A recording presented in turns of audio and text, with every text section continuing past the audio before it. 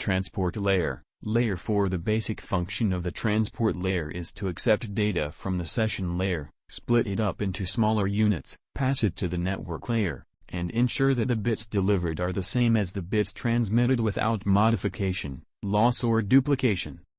If an error occurs during transmission, the transport layer must correct it. There is a set of rules to follow that detail the handling of the error and how to correct it. The correction may mean resending just the damaged data or restarting from the beginning. This can be achieved because the transport layer protocol includes the capability to acknowledge the receipt of a packet. If no acknowledgement is received, the transport layer can retransmit the packet or time out the connection and signal an error. The transport protocol can also mark packets with sequencing information so that the destination system can properly order the packets if they are received out of order.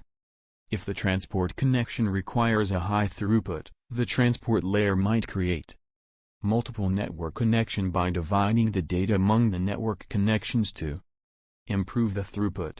However, the transport layer might multiplex several transport connections onto the same network to reduce costs. This multiplexing is transparent to the session layer.